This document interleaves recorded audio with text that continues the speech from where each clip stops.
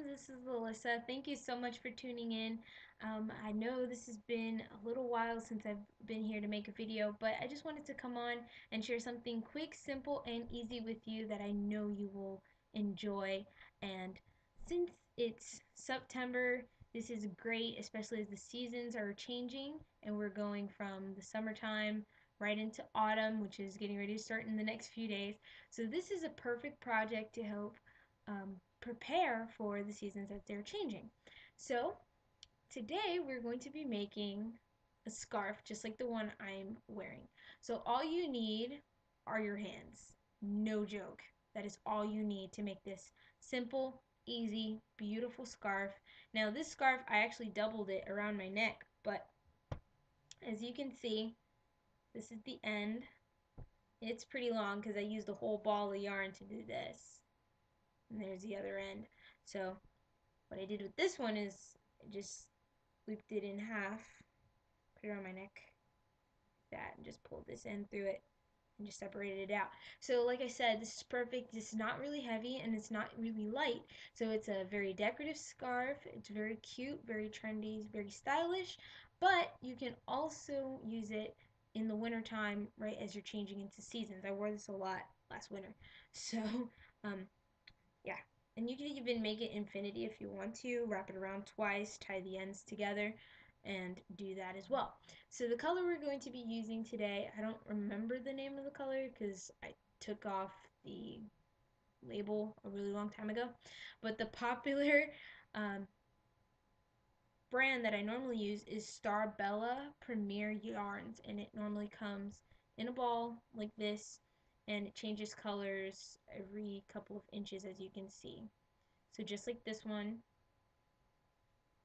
changes every couple of inches from white into the blue into this tan, and so did this one. This is exactly the kind of yarn it's going to look like in essence. It spreads like this, but you're just going to hold it like that. Now I'm going to show you a shorter version that I put on my cute little stuffed animal. And I made this one a little shorter. I didn't think it was going to be this short, but I ended up just tying it together and making him a cute little scarf that just looks adorable. So you can even make it for your pets just because it's really cute. So with the rest of the ball of yarn, I made my own. So anyhow, let's go ahead and get started. Actually, before we get started, I just want to share with you really quick. This scarf that I made, I did make myself, and I've made tons of them. And even the necklace that you see me wearing, if you've seen the other 3 videos that I've posted, all the jewelry that I make, I also sell them. So if you want to find out when and where and how I go about doing that, you can message me below in the comment section or email me at julesbyalyssa2, number 2, at gmail.com. That's julesbyalyssa2 at gmail.com. So let us begin.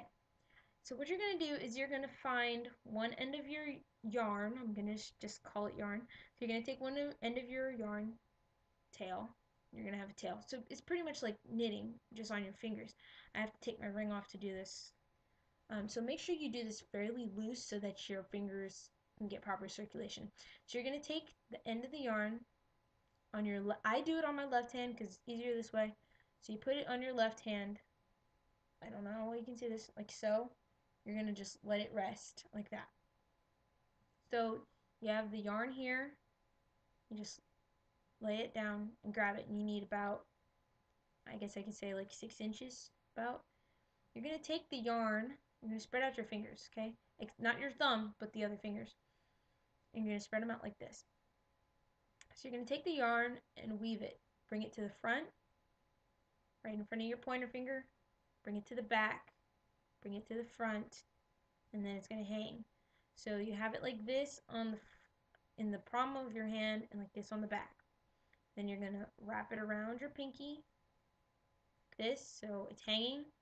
You're going to wrap it around and bring it over like a loop. To the back, to the front, oops, sorry, to the front, to the back. It's going to hang again. You see I have one loop on each finger. You need 2 loops on each finger, so make sure you weave it again loosely but you need 2 loops. So keep the tail fairly loose in your hand. Don't let it go. So you just hold it with your thumb. You have it wrapped. So you're going to go again. Bring it to the front, to the back, to the front. And now I have 2, 1, 2, 1. See that? 2, well, sorry. This is 1. This is 2. This is 1 right here. And then I have these 2 pieces on my pinky. So you need 2 on each finger, remember? So you're going to wrap it around again, bring it to the front, to the back, to the front, let it hang. So you should end up with it hanging on your left hand pointer finger like that. So you have 2, 2, 2, 2. So what you're going to do now, here's the fun part. Starting at your pinky, you always start at the pinky, okay? So watch this. You're going to grab the bottom loop and bring it up and over the top loop. Just like that. It's going to hang like this. I actually learned this at church years ago from a girl that was doing Girl Scouts. Or so she said. So that's where she thinks she learned it. But anyhow, this is quick and easy. We learned this one time, and I've never seen it anywhere else since. And years later, I just picked it up with another ball of yarn and just kept going after not doing it for years. So let's do that. So you're going to take each loop and just bring it over your fingers. Now you're left with one loop and the other loop is hanging here. So with the loose end of the yarn by your pointer finger, since you already have 4 loops, you have 1 on each finger, you're going to wrap around again. So now the yarn is in the back because you brought the loop over your finger, so it's in the back. So you're going to bring it up through right in here, okay? Because it was in the back, so you're going to bring it to the front, back, front, wrap it around the pinky, back, front, let it hang. It's always going to hang by your pointer finger, and you're always going to start looping over on your pinky. So you're going to grab this loop. Like I said, you're going to want to keep this loose so it doesn't cut off your circulation. You're going to hold this here, bring it over the top loop. Take the bottom loop, bring it, well, sometimes I bend my fingers, but it's the same exact thing. Just makes it a little easier. Bring it over. So you can bend your finger like that and just bring it over like that. It's the same concept. So instead of pulling it all the way up, you just bend your finger and makes it quicker. So anyhow, so you have your yarn here. I'm going to show you this last time, and then I'm going to show you when we get like close to the end.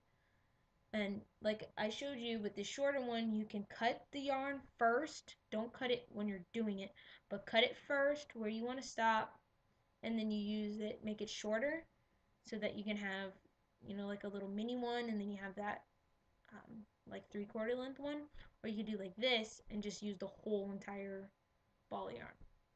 So anyhow, I'm going to have this here, bring it up, front, back, front, around the pinky, bring it to the back, bring it to the front, let it hang, okay? See, now you can see it starting to build up here. So you're going to grab the bottom loop, go over the pinky, don't let that top loop slide off. You're going to take that bottom loop, bring it over, bottom loop, and bring it over, just like that. So I'm going to come back in a few minutes. Well, for me it's going to be a few minutes, but in a little bit, and I'm going to show you how to begin to end it off and make it look like this. So go ahead, keep doing this pattern. If you need to come back and refer to it, it's the same concept, and hold the yarn tail in your thumb, okay? So when you start getting it longer, then I'm going to show you how to knot off this end so that you can just keep going, okay? Awesome. So, be back. Okay, now see, this isn't really long as I wanted to show you, but I just want you to see that it's going to start building up. So I have my 2 loops. I haven't wrapped yet, but I'm right here at these 2 loops, but this is what you're going to start getting, and this is the tail right here that you're holding in your thumb, and this is what you're going to get. So it kind of looks like a braid on either side, and it looks kind of like loops in the middle. So what I'm going to show you, this is what I do. It makes kind of helps my hands be free so that I can focus on the looping and not so much on just holding this. So you're going to let go of the yarn tail. don't do anything yet. So you're going to have this loose piece. Just keep the loops on your finger, and with your thumb, kind of just going to hold it like this. Hold on. Let me get a little closer to the camera and show you. So you're going to take this yarn tail and wrap it around your thumb like so after you let it go, and you're going to just put a knot in it. And this is the best way to do it since that's the only free finger that you have right now. And then you're just going to, with your right hand, work it all the way down. So pull this so you're going to pinch the yarn right at where the loop is for the knot, and you're just going to squeeze it all the way down, right the way down, like that. So now you have this knot here. It's not going anywhere. Then you're just going to go ahead and pull on your yarn. So instead of it looking spaced out, it just all looks like braids now. And see, this is actually loose, but you can also take this knot out and just get the knot all the way down to right here and do that as well. So this makes it free. So you're doing the same concept. The only thing is you just don't have to hold that tail the whole time. So now, like I said, I have my 2 loops. So I'm just going to go ahead and bring the loops over. So you focus on looping and you're not focusing so much on holding the tail and doing the loops at the same time. So remember, loop. The more you do it, the faster you'll get at being able to weave it through your fingers and just bring the loops over. It just almost become like second nature. So you have this. Remember your front, back. Make sure it's going around like that, and you have your 2 loops. Bring it over, bring it over, bring it over, bring it over, like that. And as you keep going, you see how this is spreading out. Just give it a nice little tug. Well, bring your fingers together, it makes it easier. Give it a nice little tug, and then it starts to form like this. See that? See that? Isn't that cool? Not the coolest thing. And then it starts to form like this. And if you're saying, I don't know, because it looks skinnier, all you gotta do is just spread it back apart, and it looks wide again. But I like it skinnier because it just looks neater to me. And so when you pull on it like that, then it gives you this look. So I'll come back right when we're getting close to the end, and I'll show you how to bind off. So leave about, I'm going to say about this much, or about 2 feet, and then we'll bind off. Right. Okay, so this is where I am. I have the yarn in the back. I probably have a little bit more than 2 feet, but sometimes I try to end with a little bit more. So this is my yarn tail on this end, and this is the whole thing. I didn't time myself, but I bet it took me less than 15 minutes to do this. So this is really, really simple, very easy. So anyhow, you have this. When you get to about that much left, I say do like 1 more row. So I'm going to do my last row. Remember, it's in the back. Just going to bring it to the front, back, well, sorry, front. Now it's in the back, front, over, front, back, let it hang. Right here at the pinky, bring it over, bring the bottom loop over the top loop, bottom loop over the top loop, bottom over the top. So now you have about a little over a foot, if that, left of yarn. So this is the part where you have to be very focused. Not that you don't have to be focused on the rest of it, but this is really when you need to focus. Okay, so you're going to take the yarn tail, your other yarn tail, because there's one on that end, but this is what you're left with from the piece that's on your fingers. So you're going to take the end, and you're going to go to the loop at your pinky, and you're going to take it with your right hand, take it off. Okay, and what I normally do is I hold it with my free fingers. So watch again. You're going to take, like I said, I'm going to get real close to the camera so you can see this. You're going to take your yarn tail right here, take this loop off your pinky, and hold it. I'm just going to slip it on my thumb so you can see I'm going to hold it with my ring finger. So you're going to take the yarn tail and push it, watch this. So you can take the yarn tail, put it through this way, so it's going to go in this direction towards my thumb. So it forms a loop like that. So you're going to let it go. This is the bind off process again, so get this. So you're going to take the yarn tail and slip it towards the left through that next loop. Don't pull, just pull the yarn tail, don't pull the other loops. You're going to take the loop off the next finger, so that's the one that was on your middle finger. You're going to take this yarn, slip it through that loop, and you're going to take it through the one that was on your pointer finger, slip it through the loop. Now you have the yarn tail woven through all four of those loops, see? So it weaves through those loops. Now here's the yarn tail, okay? Because this is where it originally was, and then we looped it through those four loops. So with this main loop, and this is the end, you're going to take this end and go to the right now. Sorry for leaning my head, but go through the right. You're going to take it and with your pointer finger and its finger on your right hand, you're going to pinch it and pull it through like that. Now you're going to hold like right at the end and just pull it up. Nothing's gonna happen, okay? I probably could have done it longer because you see how long this is, but you probably can just cut it because it's not gonna do anything. So now you have it knotted down, well, not knotted, but you have it all the way down to the end. So that's bound off, but I always tie a knot just to make sure. So you're gonna take your left hand thumb, wrap it around your thumb. If you ever saw the how to make a crisscross necklace video, you'll see the overhand knot. Same thing. I'll do it again so you can see. You're going to stick your thumb, just wrap it around, bringing the yarn towards you. Let it go. Sometimes I make knots complicated, but anyway.